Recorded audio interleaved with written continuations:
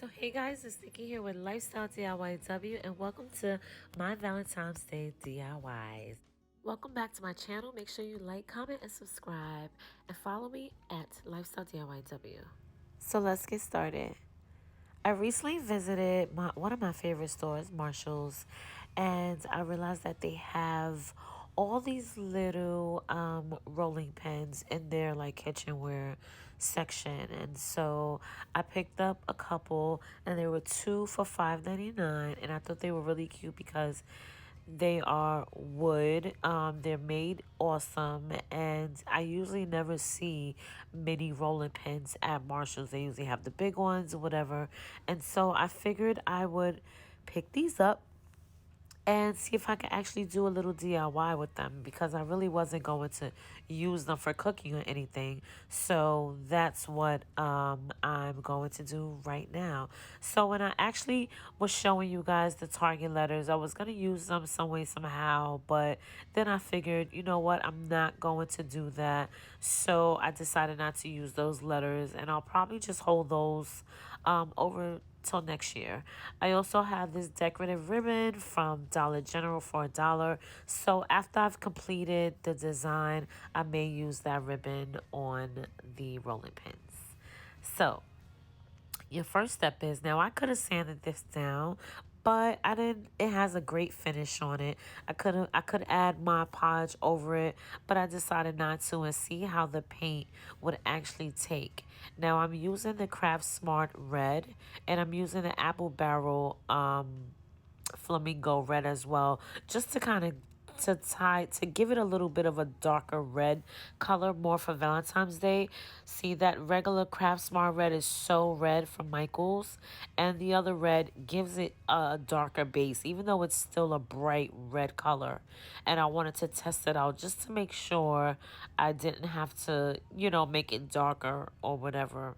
And I'm just using a Q-tip after I mixed the two colors together, and I really did want to see what color it would turn into, or how the wood would take the paint. And the wood on the rolling pins did take very well, so I was super excited about that, because just imagine if I would have messed it up. Like, how was I going to take that off? So right now I'm just going to mix up a little bit more paint. And I'm going to add more of the bright red, and then like a little dabble of the flamenco red, because it'll give it, aw, look at that little red heart. It'll give it a little darker red color too. And it doesn't really change it as much, but you can see that it does change the shade of the red just a little bit. And so instead of me using this Q-tip anymore, I'm going to finish painting the middle of the rolling pin, and then we're going to go on to the next step.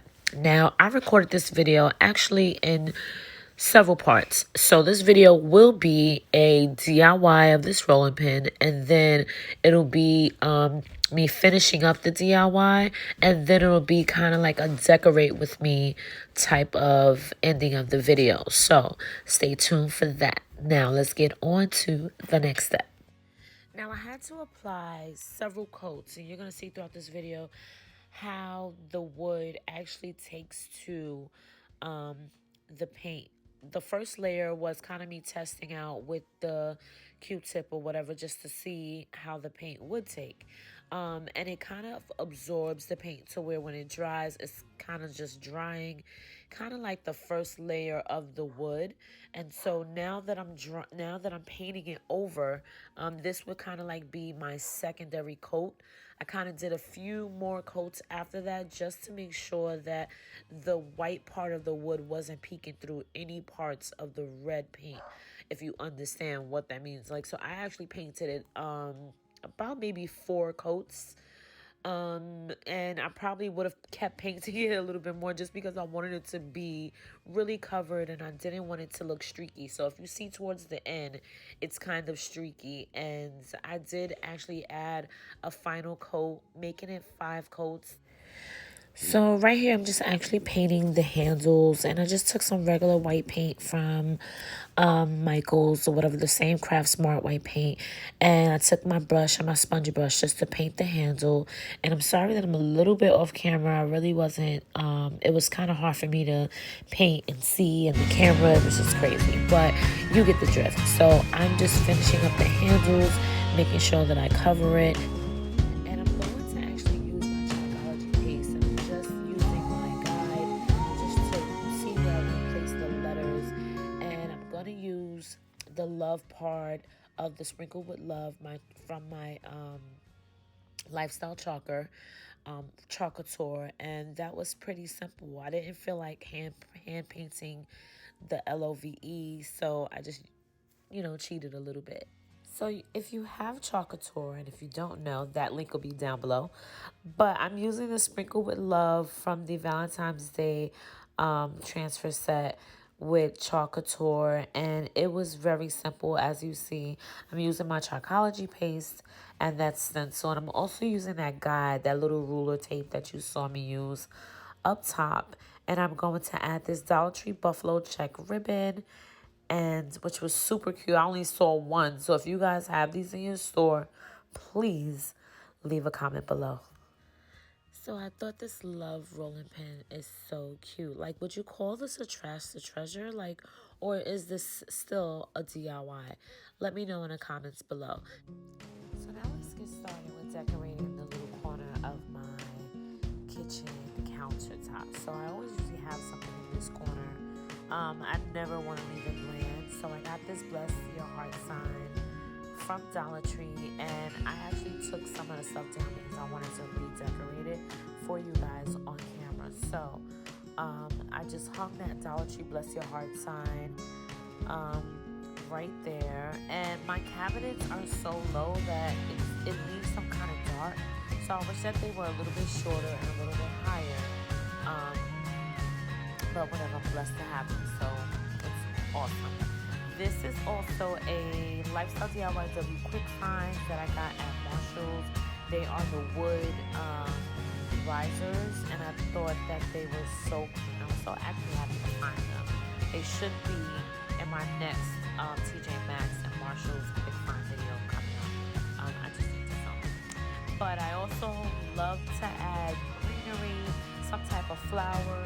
Even if that area is going to be fully decorated, I always like to have some type of flower or something behind it. And I'm actually adding that greenery to the apothecary jars that I made with all Dollar Tree products. So that video I will definitely link below as well. So all you have to do is add your flowers and make sure that they're kind of in the back. I wish I had, excuse my face, I wish I actually had more lighting, like I said, just so that way it would look brighter and not so dark. So because this area is kind of where like I bake and I make quick sandwiches and whatever, I always like to keep my cheese board, my cutting board right there. Even though it's for decoration, I don't use that board for anything else but to decorate unless I technically have to, or I'm actually setting up a cheese board if someone comes over. So I'm using that. Now I added the Happiness is Homemade holder, utensil holder from the Target bullseye area from Christmas. I thought it was cute because it was red and happiness, love, Valentine's Day. Get your face out of there. And I added the wood spoon cutlery set from Dollar Tree. And I also found those red prongs, just a 2-pack from Marshall's. I believe it's like $5.99. So I decided to add that to it. Just to, throw in some red here and there. And I kind of play around with these spoons off camera. I'll show you some bloopers probably later on. I added that Sweet Pea Ray Dunn cup. And I also, like I said, this is my baking counter is what I would call it, where everybody stops, making bowls of cereal and everything, get cookies and treats. Usually there's homemade cookies there.